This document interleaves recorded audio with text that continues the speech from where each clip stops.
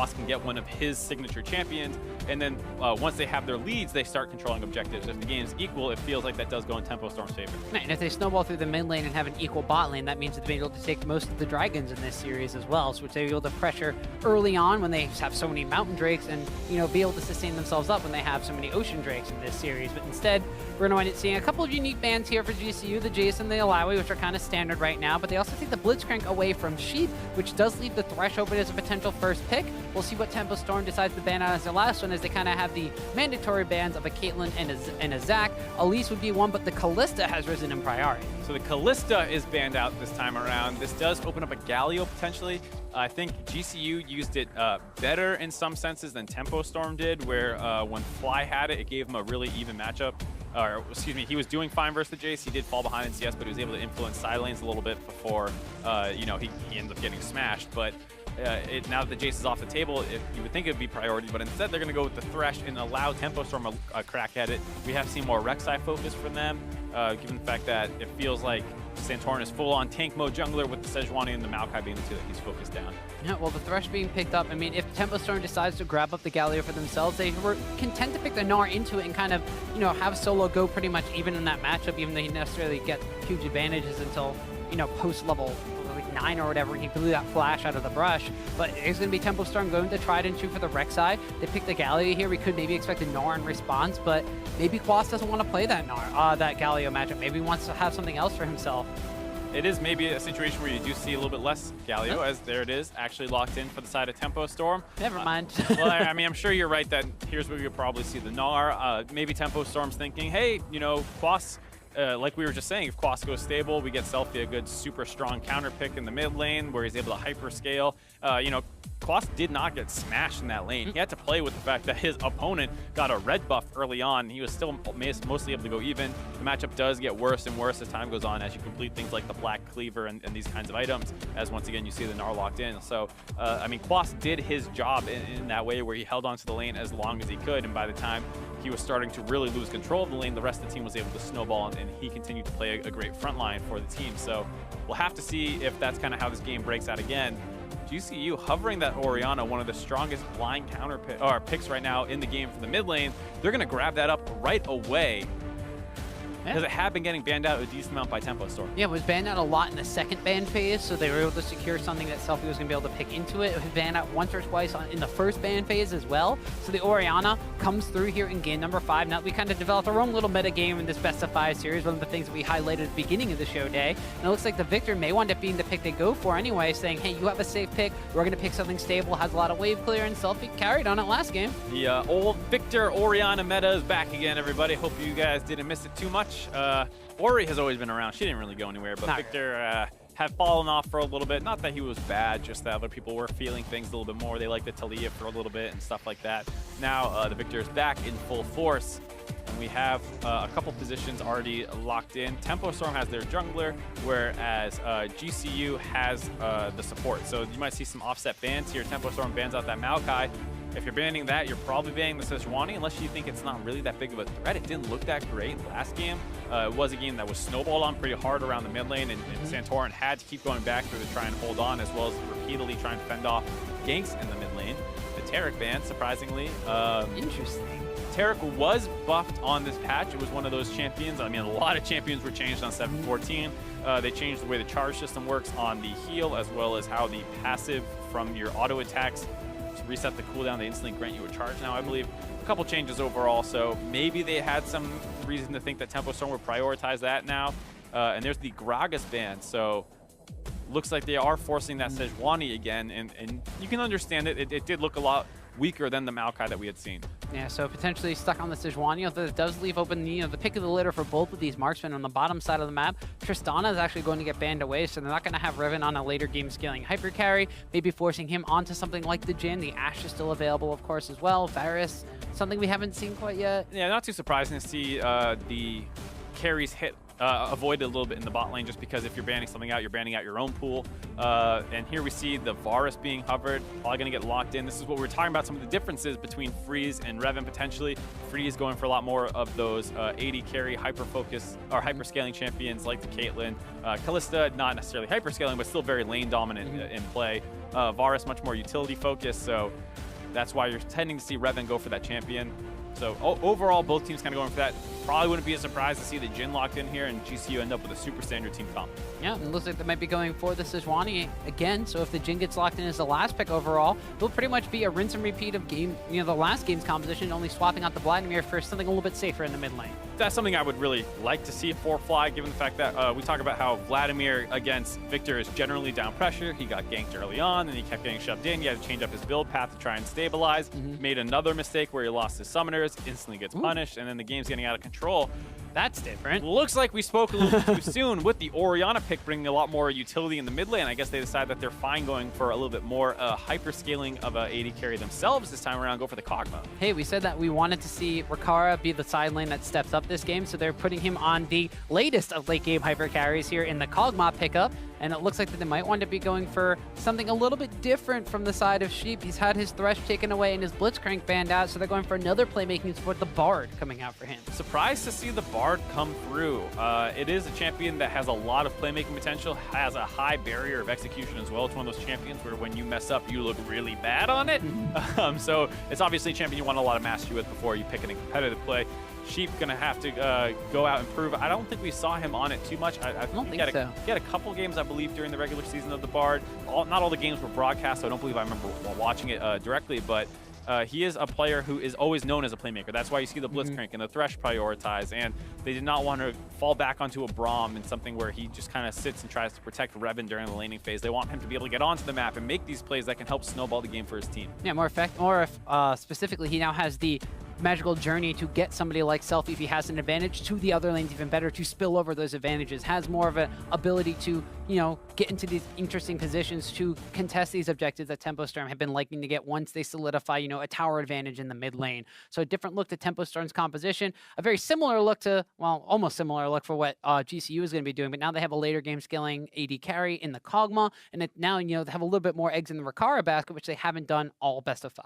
Yeah, not too much. I think this is a series that will be heavily influenced by the jungler early on, because this time around, Wiggly has the Rek'Sai again, does not have that super abusive path in the early game that you get on the blue side with the Rek'Sai. So if he can step up and have another good performance around mid lane, heavily pressure that lane, Orianna can get a little bit exploited. While it does have a relatively safe laning phase, doesn't have great mobility, no gap closer, no Sanguine Pool available. So if you can open her up, that is something that can get exploited over and over again, especially if you start having things like the Galio start roaming mid, get Quas involved in these plays as opposed to just leaving them on an island to kind of hold lane versus this Gnar that's going to slowly win that matchup. Yeah, and GCU also has an interesting kind of team fight composition as well. You have the command Gnar kind of combination where you have the ball put onto the Gnar who jumps into the fray, or the Sejuani to just deliver that ball into the middle of a fight. We'll see if Tempo Storm are actually going to be going for any sort of team fights whatsoever, though. They were content to kind of divide and conquer on the map and only really go for team fights when they felt advantageous to do so. In this situation, though, Tempo Storm has 100% kind of standard 5v5 team comp. GCU is the one with a little bit more flexibility, with Gnar being able to split relatively effectively versus the Galio. But if we see now anything out of Tempo Storm, it's that they rely much more on the playmaking in the early game to get their leads and then snowball through with that than they are about any of these games going even, because we haven't seen a game at 25 minutes that was really even. Pretty much every time there was a big gold lead for one of these two teams. Well, so that means that we'll keep our eyes peeled as we head into the later stages of this game number 5. It's all tied up at 2 games apiece. This is match point for either one. Will it be Tempo Storm, the number 3 seed, upsetting Gold Coin United, who are the number 2 seed, to make it to the Challenger Finals? Last split was an all-United event. eUnited is waiting there. Will it be GCU or Tempo Storm that meets them, though? It'd be very impressive for Tempo Storm, because this was a team that started the regular season off very strong. They started to peter out a little bit, not because they started dropping more series. They only lost to eUnited and GCU. It wasn't like they were losing the worst teams, but they did look like they were struggling a little bit more than GCU, who actually was able to beat eUnited in their last week, where Tempo Storm was struggling against Delta Fox, the last place team in the league. So it was a situation where coming in, you're saying, okay, GCU seems to have all the momentum going into this series, especially after game 1. You're thinking, oh my my God, we might be on for a blowout. Tempo Storm bounced back in game 2 off some flex picks. Game 3, those get taken care of, and you're saying, it looks like GCU has a handle on this series, but game 4 rolls around. Selfie wakes up in the biggest way possible, takes over that game completely with the help of Wiggly, and now in game 5, it's do or die time, and like we were saying at the beginning of the day, whoever shows up today will be the team that's going to win it. Yeah, and so far it's been an alternating of who actually has been able to do so. And for Gold Coin United, it would be very, unexpected for them not to make the finals again. I mean, this is a team that took, basically in the promotion tournament, took 2 LCS teams to a full best of 5 and just barely didn't promote against Team Liquid and just barely didn't promote against Team Envy. And to fall to Tempo Storm, who are coming in with, well, some LCS experience of their own, a retooled roster for the Challenger Series would be quite unexpected and quite a feat for Tempo Storm, who, I mean, at that point would be the furthest their organization's gotten in the Challenger Series so far. A good position to do so this game. Have a lot of strong picks on their side. I mean, just generally across the board, you would say a lot of these are considered stronger in the meta. I mean, Galio, Gnar pretty even, but then you have the Rek'Sai, you have the Varus. The Bard is a little bit weaker than the Thresh for sure, and Ori may be better than Victor, but both those pretty close matchups overall. We're going to have to see who can execute better early on. I wouldn't mind seeing Santorin actually get something going around the top side. We've seen so much focus on the bot side for Santorin, constantly going for these kind of sneaky little lane ganks and sitting in brushes and trying to counter gank and read Wiggly and counter out his aggression before his team can go for a more controlled approach to the game. Here, Quas early on are asking Santorin a little bit. He has the smite though. This should be all but guaranteed. Just says hello to Santorin Sejuani. He does hit level 3. Looks like they're not going to be going for pincer move, as Gnar is content just to sit there and see us under tower. And while Santorin has been going for the bottom side kind of counter ganks, a lot of that was because the first 3 games of the series, Freeze was in, and Tempo Storm was playing very heavily on the bottom side. They subbed in Revan game number 4. They switched the priority for Wiggly to gank mid lane and get Selfie ahead, and Revan was fine pretty much doing things on his own, even had Sheep roaming around on the Blitzcrank and was still going even against Rakara. Even though Revan didn't do a ton to take over the game and say, oh my God, Revan totally revitalized this team, it does give a different look, because we talk about how much more focused Freeze is on winning lane a little bit than Revan in terms of like the approach, and that might have been what they needed to free up Wiggly to heavily focus that mid lane.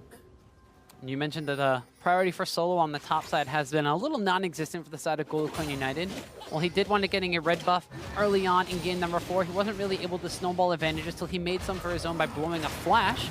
We'll see now as Fly gets hit up by Wiggly's Prey Seeker. Now level 6, he won't be able to jump on him, just decides to walk away down towards the bottom side. One of the interesting things here, too, is the fact that we've had double teleport compositions from Tempo Storm. We have Cleanse on Selfie in a couple of these matchups. This time around, everything is even. 1 teleport, 2 heals, ignites for the supports. Very surprising to point out, actually. There's always been a little bit of a mismatch in some regards. Wiggly keeping that pressure up around mid, goes to the flash on Burrow. Yeah, gets it down on the fly, but he's going to be able to pop the heal and just jet set himself out of there. Meanwhile, on the bottom side, the jungler showing there, Madlife goes for a flash play, but there's a magical journey coming in from Sheep to keep his ADC safe. Both teams getting aggressive in exactly the way that you would expect. GCU, they have the Thresh who can go for those aggressive flash lantern plays, wants to open up on the bot lane, especially getting that Kog'Maw going. At the same time, Wiggly just hovering around mid lane, forcing down around there. The heals are traded, the flashes are traded, no team gets any advantage. So summoner spells being traded. No big advantages gained, which means that we're going to end up having potentially a little bit of a slow start. It has been a little uncharacteristic for both of these teams to have a lot of pressure in the early game, as both of these teams are kind of known as the slow and steady teams in the spring. The summer look of these teams has kind of been a little bit of the same, where as both of them have been able to get some advantages against teams, like Big Gods Jackals, who are now eliminated from playoffs, CLG Academy and Delta Fox, who did not qualify for the playoffs. When they go against each other, it usually winds up breaking point around, the first objective, whether it be a tower, whether it be a dragon, whether it be somebody gaining control of a lane because of a gank that has gone in their favor. Whereas a lot of these teams now, sorry, not a lot of these teams, these 2 teams specifically have been gaining advantages through CS and being able to get lane advantages and such, as we see now the Kog'Maw actually winning out on the bottom side just because of that flash aggressive play from Madlife. Coming out the better of those 2 gank attempts. That said, Selfie is in a decent spot. He's going to catch this wave, shove it in, and looks like Fly's already on his way back decently to catch a lot of that wave. So small advantage is traded. Sheep moving down into Ricard, though. He could be out of position now. Yeah, Ricard might be a little bit too far forward. Pops the heal. Does want to get in the flash. He walks backwards, gets him burrowed on here. The Ignite is been used already, and first blood goes over to Revan. way too far forward by Ricard there. They don't really have much vision control at all down on that bot side. He's trying to CS, thinking it's 1v1 between him and Revan. They use that magical journey. We're talking about Sheep on Playmakers, able to find the opening for that first blood. Good play there. This is a little bit greedy from Kog'Maw. If you look at how everything has stacked up. Mad Life had gone back to buy. We saw Revan go back to buy. We saw Sheep go back to buy. He was the only one that stuck around. Maybe just wanted to complete an item for himself, but he winds up paying the price for it instead of being able to pay the price of the item. Yeah, there you see it was a little bit of a misplay here by Tempo Storm. You see the knock up there by Wiggly. The chain CC misses a little bit by Sheep, but sort of option coverage because Ricaro was bouncing back and forth, and the fact that he turned around was what gave him the Umbaro. They get that knock up, and they're able to bring all the damage they need to find that kill. So well played in the end. And there we get to see a big first blood for Revan. We talk about how Freeze the more lane dominant one, but Revan was no slouch either during the regular season. To be fair, he had some good performances as well.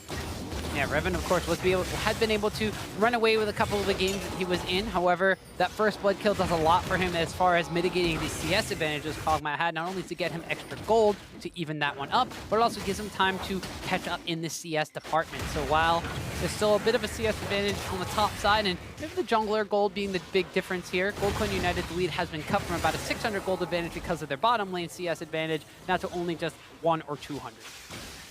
Overall, an even game. And the big play here coming around the mid lane again. Still flashes available for Fly. Yeah, he will have to flash right from the Chaos Storm from Victor on the bottom side. A fight has been broken out. Santorin is around in the area. Quas is going to come in with the Hero's Vengeance, but Ricard picks himself up a Vengeance kill down onto Revan.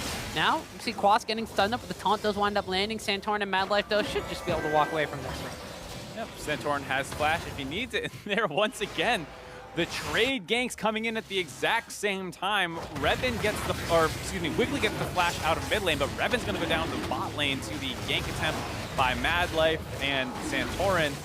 That said, they were chunked out pretty heavily, and it looks like Tempo Storm is gonna be able to transition this one into an Infernal Dragon. Both teleports have been blown in the top side for laning purposes, and during that time, Quas had roamed down to the bot lane.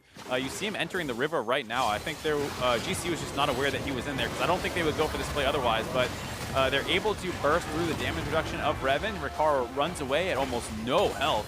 And then Santorin is able to kind of just run out of there. And because Solo did not have a teleport to match, they could not contest that dragon afterwards because Ricaro, of course, had to go back to base. Tempo Storm still ends up with the objective advantage. Now that said, that did cost Quas quite a bit of gold. And the fact that the turret's been chunked out pretty heavily by Solo as well. So GCU might be able to recuperate this objective advantage that Tempo Storm has. So while the focus from Goldcoin United was still kind of on the counter gank on the bottom side, or at least the gank on the bottom side, they inadvertently give Solo advantages by having Quas be the one that gets dragged down over there, since Wiggly was busy focusing on a gank on Fly in the mid lane. So Solo's been able to chunk out that tower a bit, has about a 20 CS advantage for himself. The tower just a little bit above half HP on your screen. So now it's Goldcoin United. They lost out on the Dragon because you mentioned Tempo Storm was healthy enough to convert that one and kind of stay true to the name and keep up the pace of the game. I think that was also a really interesting situation, just like why was Quas down there? They just got the flash in the mid lane, so they probably felt like they had an advantage to either go down and try and force a 5-man play on the bot turret and get their own gank off down there, because Revan was already cutting, or excuse me, not Revan, Wiggly was already cutting through the jungle. But at the same time, GCU jumped that play, so they probably wanted to force on the dragon or that bot turret.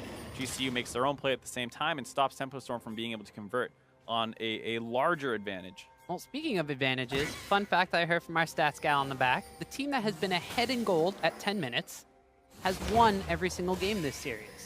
That speaks pretty good for GCU then, huh? Well, we could just wrap it up and call it a game and go home now, but I think that everybody wants to see the conclusion of this best of 5 series as the two teams duke it. Yeah, I'd feel pretty bad about just calling this one here.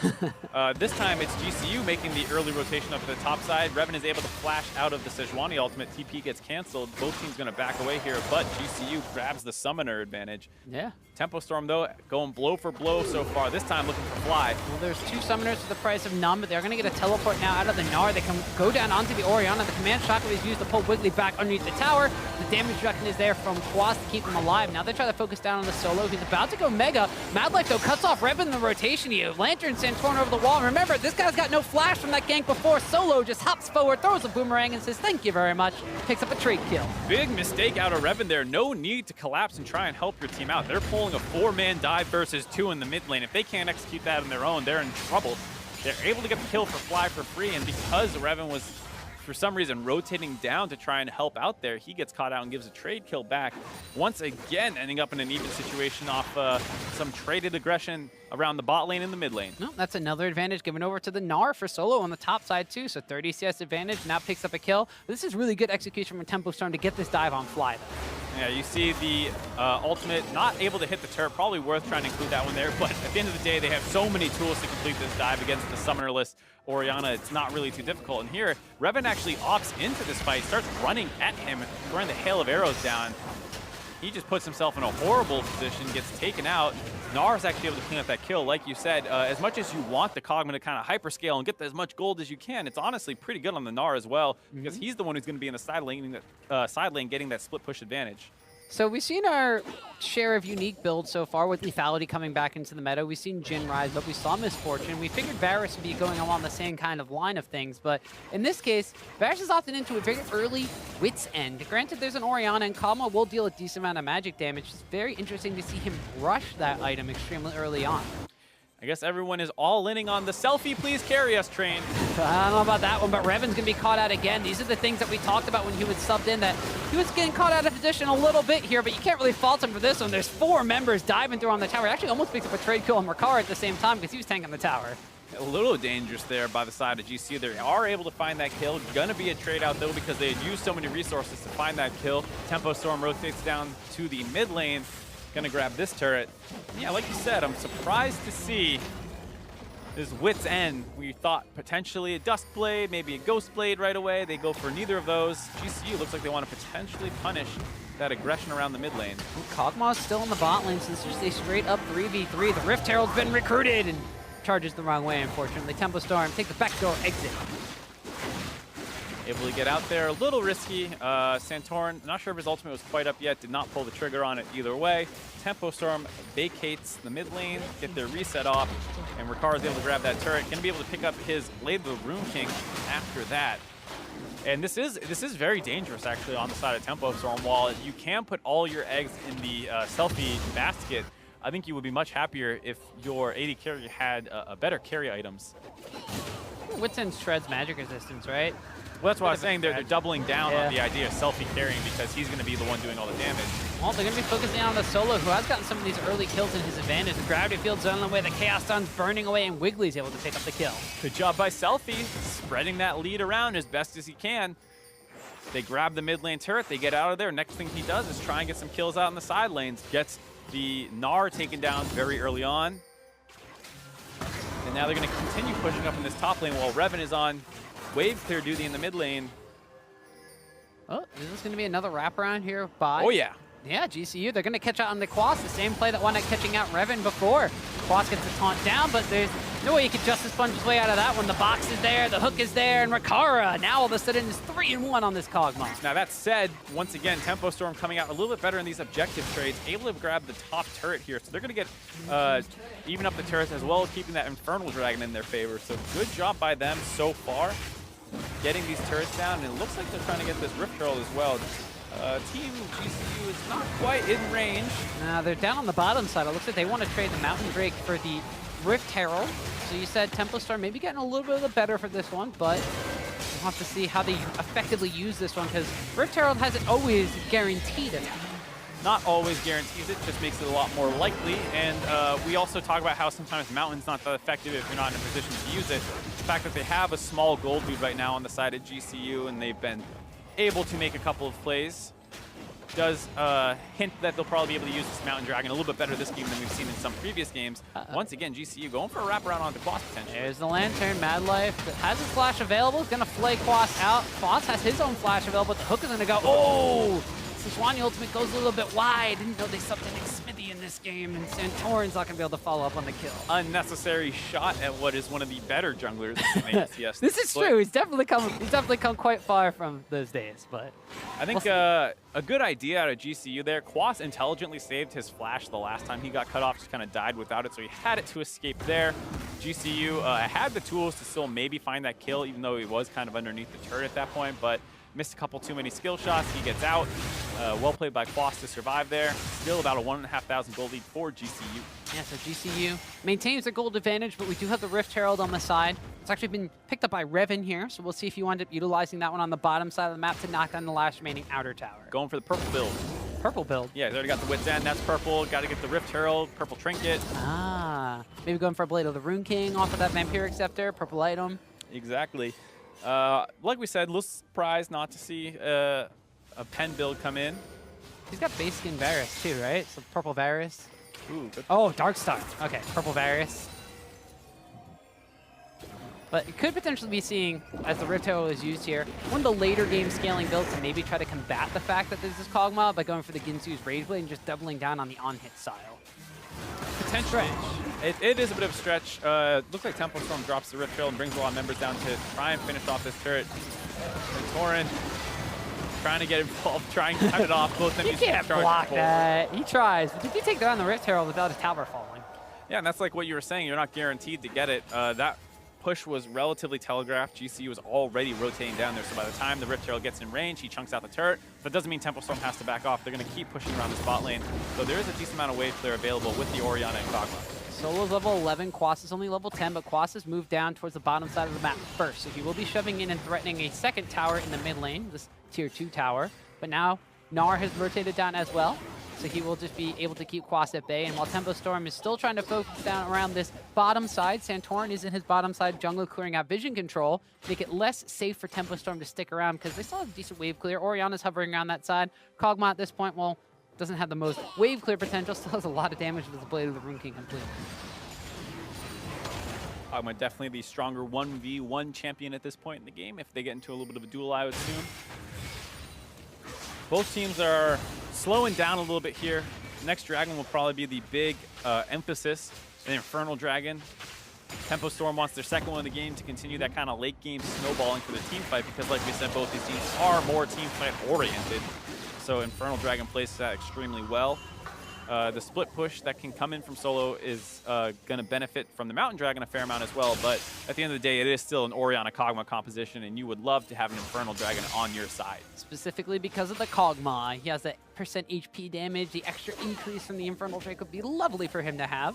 Tempo Storm, if it's an Infernal Dragon, we already established Infernal Dragon's really cool. So. Yeah, no need to stress that one in case anyone didn't get the memo quite yet. Hasn't been playing League for a year and a half or whatever.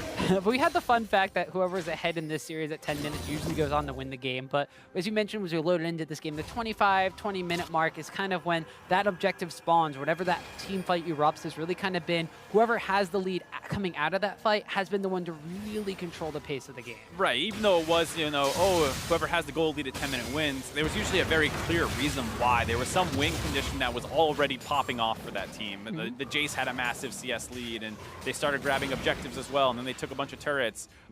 Vladimir was huge. Vladimir was huge, yeah. You had these different reasons. This time around, it does feel not only closer in gold, relatively speaking, but also just in terms of how the comps interact. There's no clear thing where, if Kog'Maw gets big, Tempo Storm's just in trouble. Mm-hmm. The only one that might have existed like that was if Gnar gets huge, there's nothing Tempo Storm can do. But the Gnar, despite that one kill and the CS lead over the Galio, has not snowballed completely out of control.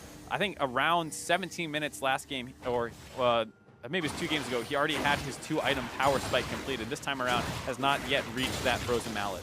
Yeah, so a little bit behind on his itemization compared to, I believe it was just the last game where he got those kills early on, and they were trying to give him advantages on the top side. But this time around, we might just wind up going for an old-fashioned objective team fight could be the way that we end this one. This has been, overall, an extremely impressive series. Both these teams going toe-to-toe, trading blow for blow, forcing this game number 5. Their opponents, eUnited, had an easy 3-0 on the opposite side where they were able to take down Big God Shackles, but it'll be impressive regardless who makes the finals here. This is one of the things that we said favored GCU in these kind of even games was it felt like they had slightly better objective control. And you see here such good vision down around this dragon that's going to spawn in 30 seconds. This is one of the things that felt like they were more coordinated on. The veteran status of Mad Life, able to go and help this team figure out where they want to ward. Santorin as well, been around the scene a really long time in comparison to Wiggly. So these are the kind of like intangible situations that that experience can come help with this immense vision control. And it's one of the things that might favor GCU if this game goes long and even. Tempo Storm looks like they might be trying to threaten the mid Tier 2 tower while the dragon has spawned up. The Infernal Drake was the focus for GCU. Look, we'll have to wait and see. The Tempered Fate was actually used there by Bard. Don't know if it landed on anybody. Instead, they're going to end up going for a fight. They lock down the Santorin and Mad Life. Mad Life has the flashback. Command Shockwave lands on everybody in the back line. And Rakara is going to start ripping through people on this Kog'Maw. Already, the big front line is down in Galio, and now they're trying to chase down onto Selfie. We'll get a magical journey the heck out of there. Revan's going to walk back to his tower, but that's the kill they need for the dragon. They get the kills, and they chunk out everyone else on the side of Tempo Storm. They're going to go for the dragon instead of this mid lane turret. It will be a little bit greedy to go for both, given the fact that they only got that one kill onto Quats. Solo was not in Meganar form, unfortunately, and the ultimate out of Santorin was a little slow, so multiple members had flashed out by the time that one came back in. We'll take another look at it, and this is why that vision control is so important. You see the Bard ultimate come in, but now they have no vision. They're not sure where exactly they're chasing into. They put the ward down, but then they have to kind of just chase in blindly a little bit. Now they have no one on Kog'Maw. He's untouched. They're trying to kite out. The Shockwave pulls them all back in. Nice ultimate to kind of chain CC there by Santorin. They get that kill. Selfie has to flash away, and it felt like this team might have been able to keep chasing forward a little bit more. Choose not to. Don't want to get greedy. Go get that Infernal Dragon. Even up the objectives. Going to be a third Infernal Dragon spawning soon. So if no one's able to force around the Baron in the next couple minutes, you might see them holding off for another dragon fight. Even the game code wants this game 5 to be full of fights. They're giving them a Mountain Drake. They're giving them Infernal Drakes. They just really want to have a brawl between these two teams. And no better team comps to hope to do it either. Both these guys want these 5v5s. And GCU, with that kind of positional advantage from all the vision control that they had, as well as having arguably a little bit stronger of a front line here. Thresh, Sejuani, and Gnar a little bit better than just Galio, Rek'Sai, and Bard in a straight 5v5. I mean, obviously these guys have different strengths. Split push Gnar, global Galio, all these different things when you really break it down. But we see an attempt onto Revan. Yeah, Santorin winds up locking down on him already with that ultimate coming up from Sejuani. Tempered Fate locks up everybody involved. The Command Shockwave setup is there, though, and Revan winds up going down. They find the pickoff onto Revan 1-4 this time, not having the performance that you're hoping for after the game 4 when you got subbed in, looking decent.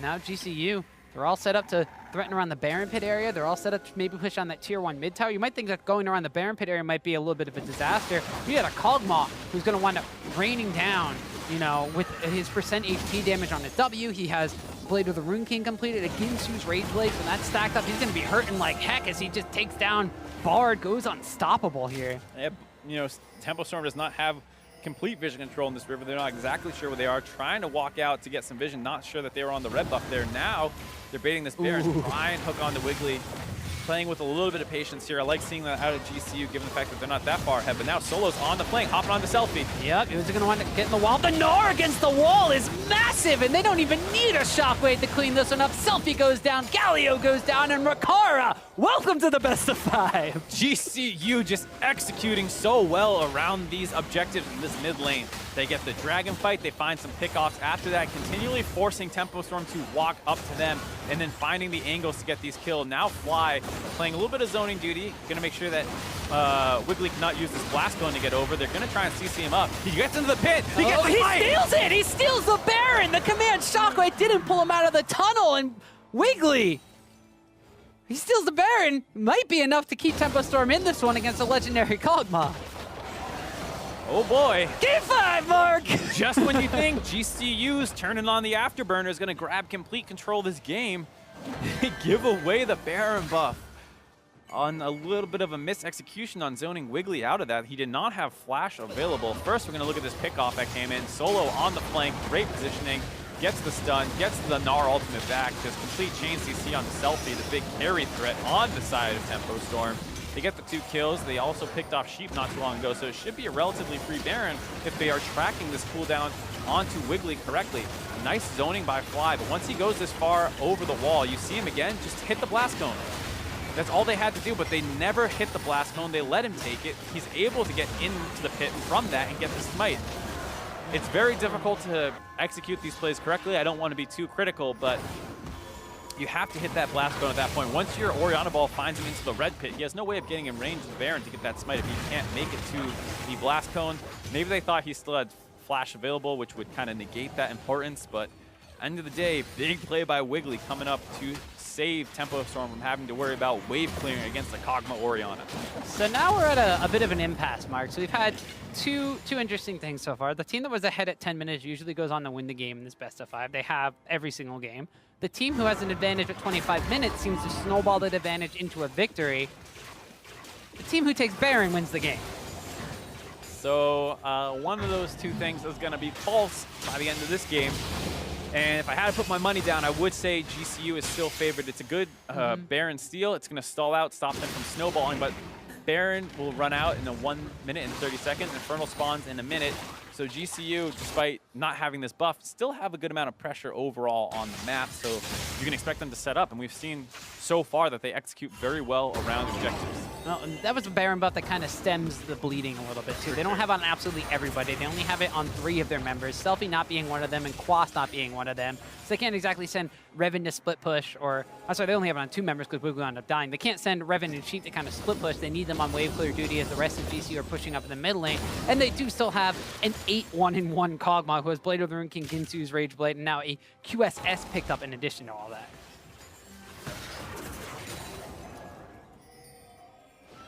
Kara definitely having his best game of the series so far. Quite the heck of a game to have it on, too. Quite the heck of a game for Santorin to go for this Knight's Vow again, because now he could just partner up there with Rikara, and they'll be A-OK. The lock has been picked up there by Madlight to keep him safe. You have a fully stacked Rite of Ages Orianna, who no slouch at 0, 1, and 6 for Fly. Can keep him alive fairly easily. Worth noting, there is a lot of MR on the side of Tempo Storm completed already, and Fly does not have any armor pen yet, or MR pen, excuse me. They both have a lot of MR. Not going to even contest this Infernal Dragon. Second one in the game going over to the GCU. Tempo Storm trying to answer instead with a push up on the top side, rotating to meet this wave that Quas has going for him. They'll be able to get the tower, too, with the last breaths of their Baron buff. Even though Quas pretty much did the work himself, they'll have Revan come over and get the last tap on the tower, and his Baron buff as well will help that out. But GCU on the bottom side, this tower took a little bit of damage. It's still healthy and above half HP, but Fly's inside to recall because the rest of Tempo Storm has recalled away from the top side. Hopefully Fly has enough money now to buy his Void Staff. It's going to be a really big purchase. Does not actually have it after pushing that wave, and so still a little bit of concern given the amount of MR that has been built on the front line of Tempo Storm. Selfie has his completed, so he has complete one-shot potential at this point on a couple members.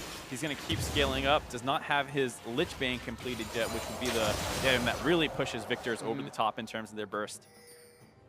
And so that Baron buff that we saw, Baron power play about 1,069 gold, which is less than the 1,500 you get from killing the Baron. Of course, you lost 3 members of your team, and you were able to barely scrape by getting a tower at the end of that, too. But Tempo Storm buying time that they need to get themselves to a position where they feel like they can fight GCU. Right, you have a plus 1,000 Baron power play in your favor as opposed to a potential plus 5,000 Baron play for GCU, which is and kind of what— potentially a game end. Yeah, which is what we've expected to see out of the winning team grabbing a Baron. But the gold lead has shrunk overall since you know, that team fight victory that came in for GCU. Only about 2,000 now, and like we were saying, even though they have, the Void Staff now comes in for Fly. So the mid lane advantage that was existing for Selfie has been equalized for the most part.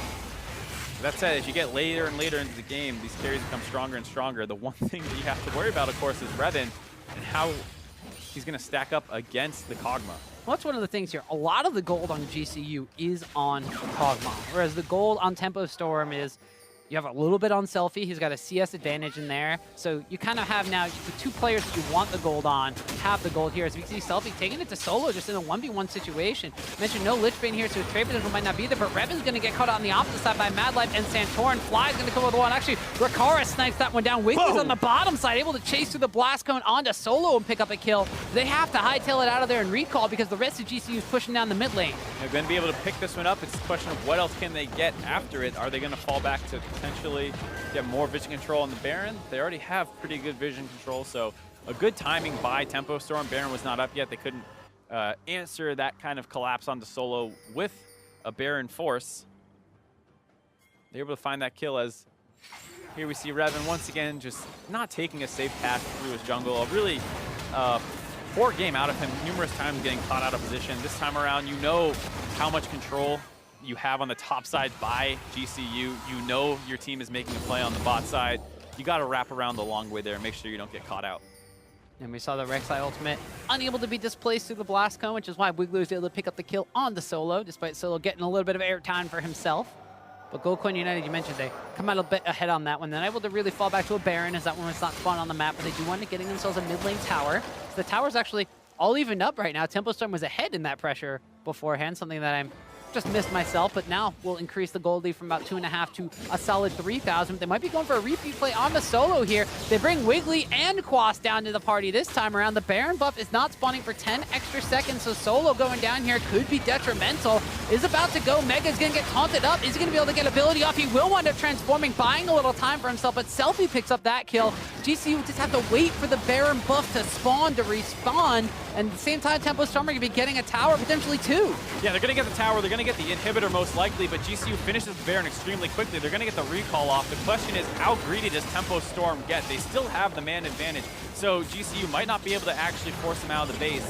It does look like Tempo Storm's choosing to recall instead of fighting the 5v4. Ooh, they got a hook on the Selfie, and they wind up bringing in Makara. That's a lot of damage on Cogba. Another legendary spree goes up, and Revan was trying to push down that mid lane tower, but GCU get a kill. Tempo Storm do not retreat altogether. GCU using that home guard advantage, find a pick off onto Selfie, the Fed member of Tempo Storm. I love the idea of going bottom. It does kind of... It is unfortunate that you have to give up the Baron buff when looking for that play. I thought they were going to continue to play it more aggressively, as Revan, once again, not in the best spot. He's the same level as Santora, and that feels bad. Does not decide to keep running away. Instead, we'll probably take this 1v1. He's doing all right in it so far. He's doing a good job, and he's going to get the ultimate in from Quas. He's going to try to flash after with the Chain of Corruption, but doesn't land. But at the same exact time, this is just GCU's go button to push down into the base. They don't need their Santorin if they just have nobody to stop them. Right, Selfie's dead. That goes all your wave clear because the Varus is down in the bot lane. They're able to walk forward and just grab this mid inhibitor with that Baron buff as well. Now it looks like they're going to move up to the top side to keep this push going. And yeah, like I was saying, I like the idea of Tempo Storm potentially continuing to force around the inhibitor. Now, you do have to be really scared of Solo respawning and teleporting behind you potentially if there are any wards deep and getting cut off. But at the end of the day, if GCU gets a little bit too aggressive and you win a fight in front of their inhibitor, you can actually potentially just win the game off that. So I wouldn't have minded a little bit more aggression, because if you just walk away there, it's nice that you grab 2 turrets, but the enemy team has Baron. They'll probably be able to answer back with more. Tempo Storm unable to mitigate the damage from this Baron buff this time around. They didn't have it on themselves. They gave it over to GCU, and while they took a bot lane inhibitor tower, they lose a mid lane inhibitor tower and inhibitor for themselves. Now another Mountain Drake spawning on Summoner's Rift. This will be the last Elemental Drake we see before the Elder Dragon becomes a thing. Like I mentioned before, even the Dragon RNG wants to see us fighting over objectives and getting into these team fights here. Is 2 mountains now stacked up in addition to the 2 Infernals. An Elder Dragon, if this game goes that long, will pretty much seal the deal for GCU. GCU has a huge wave moving with them in the bot lane here. Going to try and use that to force down their second inhibitor most likely. Tempo Storm having to worry about the mid lane as well at this point means this inner turret's going to go down, but they're going to mount their defense at the inhibitor. Could be a potential last stand depending on how aggressive GCU gets. Baron buff up for 45 more seconds. Goldcoin United looking to go through the tower. The play lands. The hook does not. There's just zoning duties here for Mad Life as they're able to take down that bottom lane tower. Bottom lane inhibitor might fall. Mad Life gets tagged by the Tempered Fate coming out from Bard. Santorin does throw the Sejuani ultimate out, but they don't even need to follow up on a fight at this point. They just take the inhibitor and they back away. Able to get the inhibitor and get out. Once again, good objective play by GCU. They have the Dragon's advantage, they have the turret advantage, and they should have the Baron advantage, all things considered, but that one's 1-for-1 right now. Only 1 inhibitor left up on the top side. You can expect to see them recall and probably group as 5 up around that as well. Not much for Tempo Storm to look to trade out for here. They're going to have a really hard time getting out of their base. And like we said, their team comp is basically 5v5. That's exclusively what this team comp can do. And from behind, the enemy team grouping up as 5 with more gold, more dragons, it's very difficult to win a fight. You see basically triple the Baron power play coming out now for Gold Coin United. They're able to take multiple towers off of that one, in addition to cracking the base of Tempo Storm on 2 facets on the bottom and mid side of the map. See Solo could potentially go for split pushing duties, has his teleport available. As you mentioned, though, a 5v5 in the top lane wouldn't be too far-fetched from them, as they do have super minions pushing down on both sides of the map where the inhibitors are gone. Quas has already pushed out that bot lane for a bit, try to buy some time. It looks like the Tempo Storm, they have to see pressure on this outer tower. They can't really fight over this one. Right, they can't fight over this one, but they do need to fight over their next inhibitor turret. If they end up losing all 3 inhibitors for free, this is going to be such an easy game for GCU to close out from here. Quas bought enough time to give them some opportunity to look for their best engage. They do have some wards behind. Quas has teleport. They might find something like that. GCU actually backing off a little bit further away. Don't want to give them that opportunity. Their sweepers are down, so they can't quite clear out this vision quite like they'd want to. They're going to use some pink wards to do so, making sure that these teleport angles are not completely available. They got Solo chauffeuring the minions up into the mid lane, and that super minion wave on the bot lane is slowly but surely pushing onto their side in their advantage.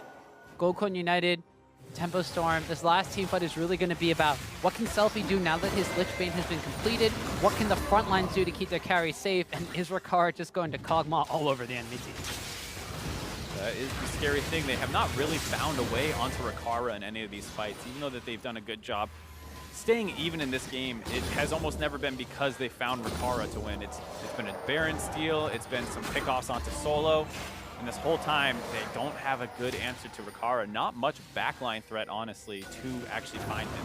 They have a Bard Tempered Fate that's coming off cooldown in just a couple seconds. That's about the only way they really have to lock him down. They can chain that with some CC from Wiggly or Gravity Field coming out from Victor, but that's still not guaranteed. As you mentioned, I believe it was in game number 1, where it was, or maybe even game number 3, where Tempo Storm didn't have guaranteed CC. They had to chain it together in a certain way, or they had to have a skill shot land in order to do so. And the best engage was they flash on Burrow from Rek'Sai. We see this kind of being the same case. They still have Chains of Corruption that could come out from Revan to really turn a fight around, but there's a Quicksilver Sash picked up by Kog'Maw, and there's a lot of beefy front line to protect them. Looks like GCU, though, has backed off their top lane push. Tempo Storm going to live for a little bit longer, at least. Elder Dragon will be the next dragon to spawn, as well as Baron in a minute, so they have all that top side control from that push. It looks like they're going to use that to recall, reset, and hopefully transition that directly into a Baron. Tempo Storm doing their best to get some of that vision control back in their favor. There's still a lot of wards on the top side of the map for Gold Coin United, though, and there's a teleport available for Solo, if he so chooses to try to get something off, although he will be on the mini-Gnar form so far, because he did just want to go back to base. Big items completed. Gargoyle Stone Plant and the 2 damage items there. The Frozen Mallet and the Black Cleaver had been acquired by Solo for quite some time. He has extra Spectre's Cowl to keep himself relatively healthy.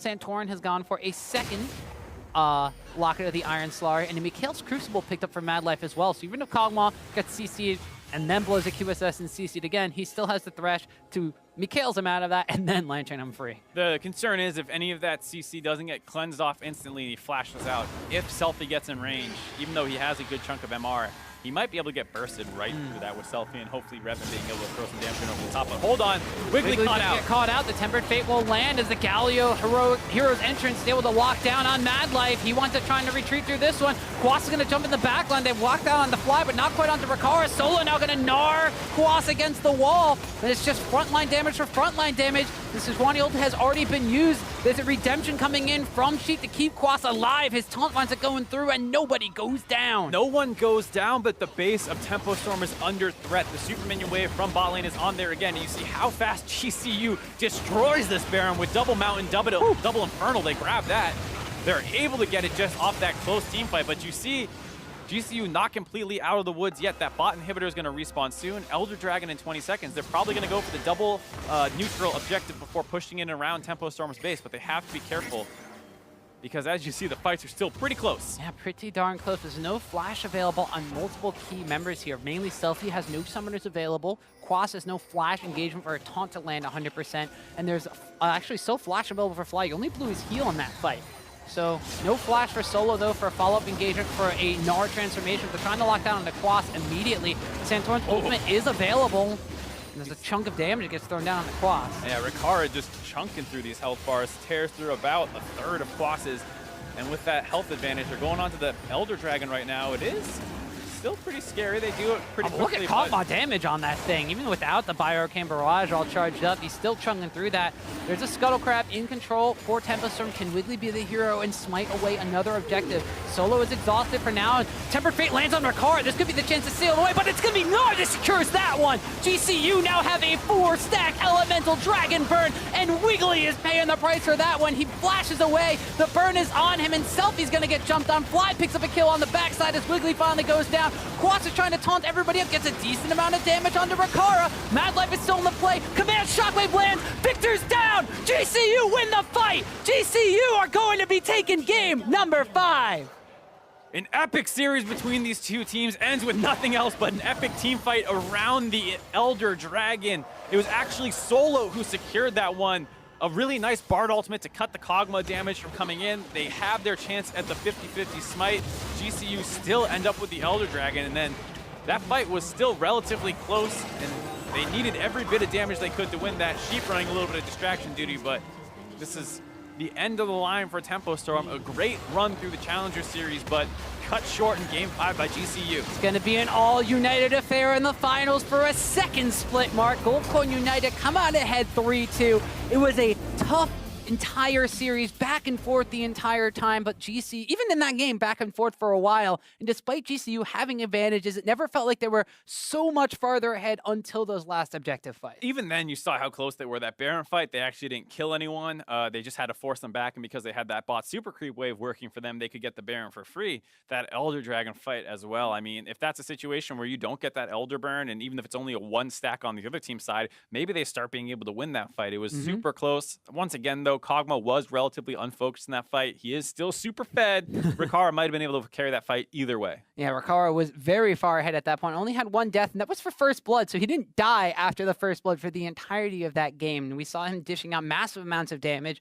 Solo kind of being a little bit of a hero, not necessarily unsung hero, because we were mentioning how his Gnar engages in that game were going fairly well. It was really just a team effort in that entire game from Gold Coin United. We said like we needed to see Rikara pop off. He eventually wound up getting fed, but he was on a Kog'Maw, so he had the support of his entire team to do that. Yeah, Cog Oriana with a Thresh. That's a lot of defensive tools to cover him. So it was a great game by him. And like you said, a lot of these wins by GCU did feel like team victories. Really nice objective control whenever they were even or slightly ahead.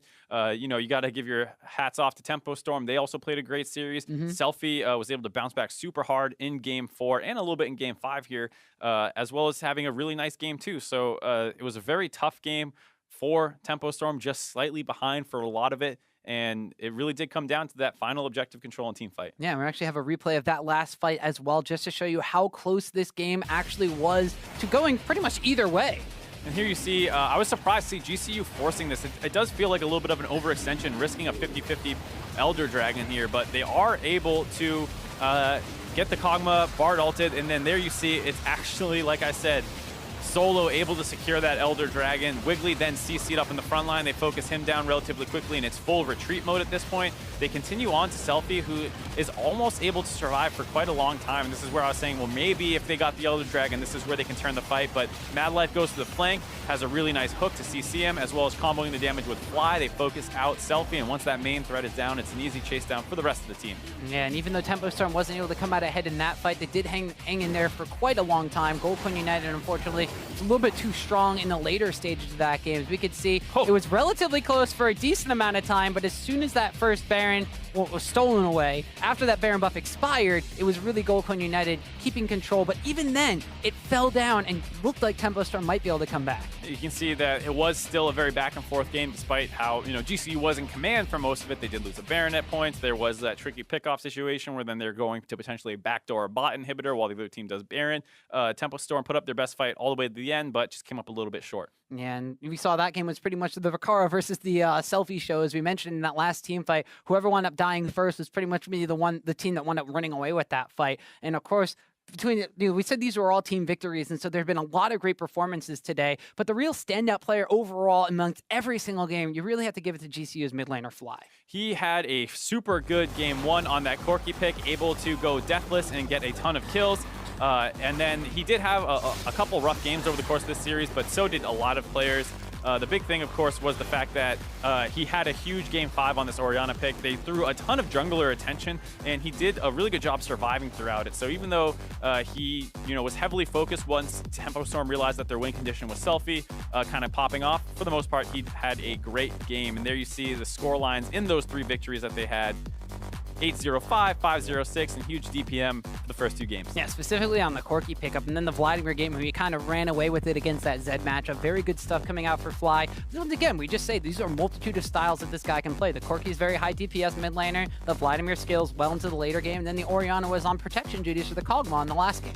And like I said, the important thing is understanding the role that you're kind of working in within that game. You saw how many mid lane ganks that they threw there, the multiple roams. He died once when they had a 4-man dive coming in, but that's pretty understandable given the amount of resources the enemy team is investing to getting Selfie a lead. Yeah, and even though they showed a lot of things there in the mid lane towards GCU, Fly got the Player of the Series award, but of course it was a team effort, and I would like to welcome Rakara, the Kog'Maw, to the broadcast following their series win over Tempo Storm. First off, I want to say congratulations. It was a really close 3-2 series. How did it feel to be in that tense Game 5 situation? I mean, there was a lot of pressure because going into the match, we thought we'd have a little easier of a time winning over Tempo. Obviously, going to Game 5 was pretty stressful for us because it's either do or die because it's semifinals, and if you lose here, you don't make it into promotion, so it's pretty stressful for all of it. You had a little bit of a rough series, some good games, some bad games, and then your 5th game was the one where you really popped off hard. Was this something that you kind of stepped up to the moment, or was it just this kind of team comp that you got with the rest of your team because you got that Orianna pick this time? It was the first time you got your hands on it, as well as having the Thresh. You felt like the Kog'Maw pick was best for the comp, or was this like I'm going to step up and carry game? I think for me, for Game 5, I felt like it was do or die. So I don't know, the adrenaline kicked in and I went ham, and it just seemed like for the first 3 or 4 games that Tempo was playing super heavily around bot side, and it was something we didn't really expect or have much practice against. So it caught us a little off guard, and I had to give up a lot because I wasn't used to all the pressure. But as the series went on, they seemed to gravitate more towards mid lane, so it got a lot easier for me to be able to play to my potential, and I was able to bust it out Game 5. All right, and then talking about some of that mid lane focus, what was it like for Fly? I mean, we talk about how much he got ganked in the 4th game. They did that really kind of aggressive Rek'Sai pathing to get the first blood onto him, and then they snowballed kind of through that. And then Game 5 again, they started throwing a lot of attempts to kill him. Is this something where, as the Kog'Maw who's doing pretty well, are you talking to him being like, you need to calm down, we'll be fine, just I'll be able to carry late game as long as you do your best to hold on? Yeah, I mean, obviously mid looked pretty rough from our team standpoint, but I think Fly has so much experience in the game that he knew as long as he's soaking pressure, giving me time to farm up, that we'll be able to win pretty easily in the mid to late game with Kog'Maw, especially versus their team comp, which had a lot of tanks. And my team just played really well around me, giving me all the farm, trusting me, and trusting in me to carry the game later. So I really have to thank them for that. And you mentioned the fact that your team was willing to play around you. You split time with MASH last split, and now you're coming into your first Challenger Series final. How has the kind of the team communication been? You're working with a bunch of veteran players. Fly coming in from the LCK as well as Mad Life, and you have Solo who has his own experiences in the Challenger Series as well as some LCS experience from Santorin. So kind of just as a fresher face on this team, how has your overall experience been playing with these guys? I think since last split, it got a lot better. I got a lot more comfortable with the team. It didn't feel like I was the only rookie this split, and I get to talk a lot. I feel like I can talk a lot more, more comfortably. Whereas last split, I struggled a lot to find my footing on the team. Where, Mash is a great shot caller, and a lot of people know him as a shot caller. So I really respect him, and I learned a lot from him last split. I feel like this split, I'm really implementing it into my play, and it's proving that it's working really well for our team. You're making it to your first Challenger Series finals. It was a tough best-of-5 series going down to the last game where you were able to bust out the Kog'Maw and hard carry. So I got to ask Rakara specifically, how are you feeling going up against eUnited?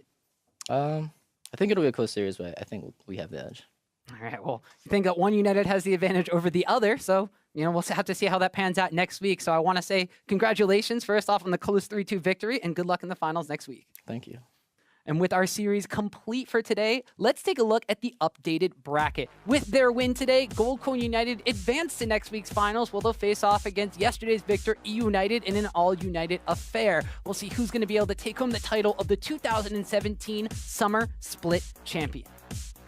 Very excited to see this, even though Riccara said he's pretty confident in the matchup. You got to say eUnited did look like the better team. I mean, they did have a little bit easier competition. Big Gosh Jackal is not quite able to stack up, but there are a lot of things to look at here if you're GCU, some potential blueprints to try and beat them. It did feel like they almost need someone else to carry. You know, they have this very objective control style game and they try and win as a team. But sometimes if you get a lead on them and they can't set up all this control and you get into a scrappier situation, that might be a way that you can kind of break down all this communication that they rely on. When we talked to Licorice yesterday, he said it was going to be a 3-2 in favor of Gold Coin United. And well, he was correct. So he's predicted his own opponent. So it's definitely going to be a bit of a doozy of a matchup, regardless of how these teams actually wind up playing out. A little bit more solo lane strength or a little bit more individual player strength we touched upon in the matchup between eUnited and Big God Shackles yesterday. Gold Coin United, a lot more team play. So it's going to be something that nobody wants to miss next week. I think the big thing to keep your eye on, of course, is Dandy. He had a monster performance in his series, able to pop off very hard on the Kazakhs. And that's something that we didn't really see at all out of, Tempo Storm here. So this is a very different look that Gold Coin United is going to have to prepare for. Yeah, so that's going to be next week, of course, and that will do it from us here tonight. So on behalf of myself, Mark, and the entire Challenger broadcast crew, thanks for watching the semifinals, and we'll see you next week for the final.